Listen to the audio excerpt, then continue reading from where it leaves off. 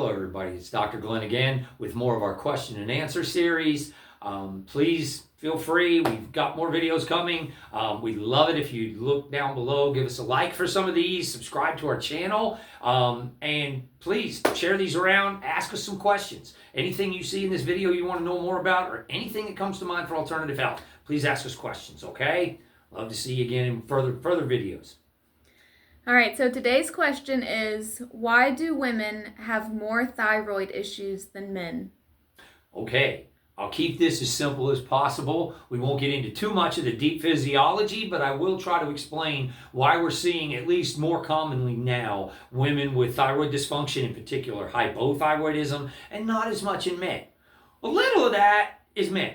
Even if they had hypothyroidism, we'd probably never go to the doctor to even have it diagnosed, checked out, but as a whole, mostly men's thyroid hormones are fairly well regulated, and we don't see them out of function nearly as often as women. The reason for that all comes back into play as to where all of these thyroid hormones are coming from. All of our hormones in our body are created through direction of the endocrine system. That's big fancy terminology, endocrine. But endocrine system involves many portions of the body that regulate where we are at each stage in our life, chronologically. At what age do I begin a period for a girl? At what age do I enter puberty for a boy? When do my hormone levels begin to drop? When do I enter menopause? All of these things are controlled by the endocrine system.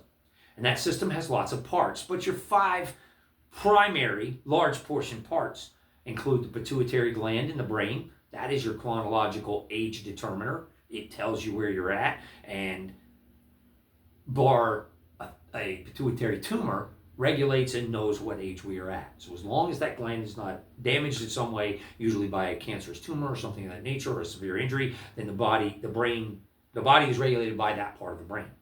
It also talks to the hypothalamus, which regulates a lot of our hormonal activity through glands like the thyroid, the adrenal glands, which we hear a lot about, obviously, right, produce our cortisol, and of course all of our sex organs, male or female. So all of these things come into play when we talk about the endocrine system. And all of those are kind of regulated in different ways. Why do women, though, specifically have more problems with that? Well, it comes down to the balance of all of our hormones, and not just sex hormones, digestive hormones, and all of the hormones entirely that are run by the endocrine system, when disrupted, when they become dysfunctional, become an imbalancer. And often that goes back to, and is a relay loop to, the thyroid gland. So women who have a few more hormones at a much more delicate balance, at least through the majority of their life, are more affected by hormone disruption. And again, hormone disruptors, I could do a whole long lecture on this. I won't get into all that. But now most people are looking into hormone disruption through all the things that we're seeing. Excessive heavy metals in our water, microplastics, all these things that derail hormone balance put us in trouble for thyroid dysfunction, and generally hypothyroidism. Hyperthyroidism is more of a disease process, Graves' disease. I can get into that in another lecture. But hypothyroidism, we're seeing this very, very common in the female population. We often see it in the later portion of life, where we're coming into our premenopausal phases, when hormones begin to change. And so thyroid glands become heavily overwhelmed by excessive cortisol. We've had children, women have had children, we've gained weight, and these things become an imbalance in all of the different hormone production / regulation. And women have this effect much harder than a man does. Men's hormones are a little bit more simplistic. We do not have quite the extensive balance going on that a woman would. And so what we're really dealing with is the disruption of a very intricate system. And women, a little bit more intricate than men. So they actually are affected. We see this more predominantly with hypothyroidism in the female. And again, most of that is going to change even more radically. We look at phases of life. Men begin puberty like a woman does. Women go through a great deal more, though. We see menses and all these other things where women are preparing for pregnancy and don't have to deal with that. We just have to handle the ridiculous amount of testosterone we're given in the beginning.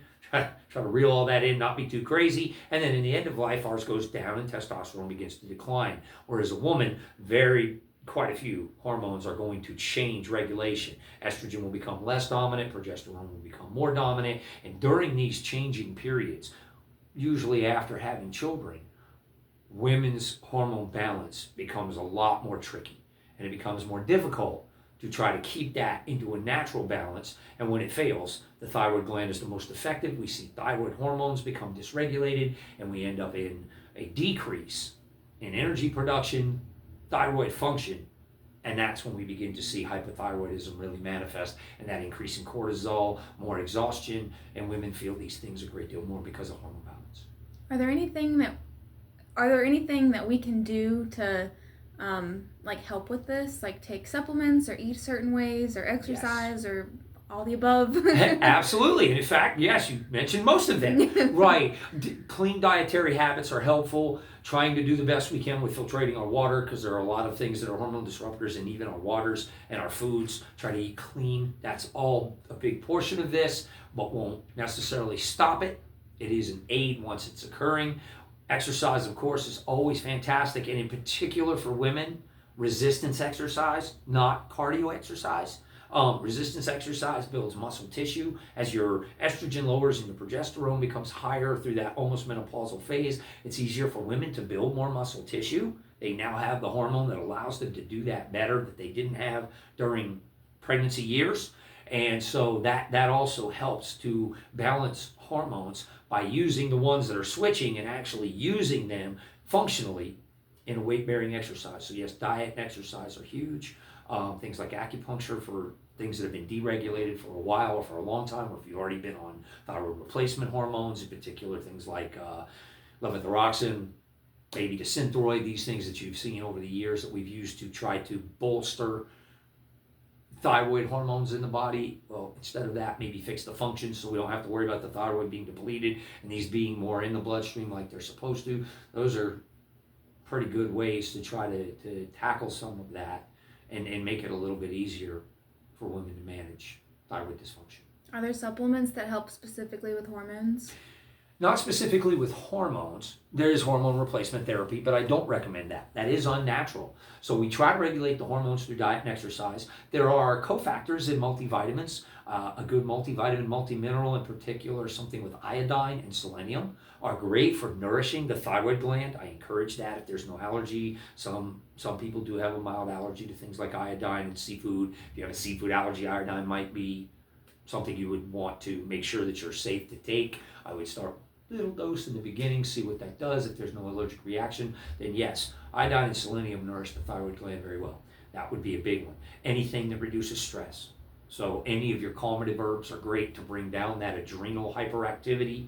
The adrenal glands are responsible for our excess cortisol production, which we know lowers insulin resistance, insulin resistance irritates some of that factor. If we can bring cortisol down, then anything that would calm you down. So even things like yoga, Pilates, things where your meditation, all fantastic ways to help bring the body back into a natural balance and alleviate some of that stress hormone, cortisol, from throwing the system off. And that also helps with the function of that entire endocrine system, leaving the thyroid gland more functional.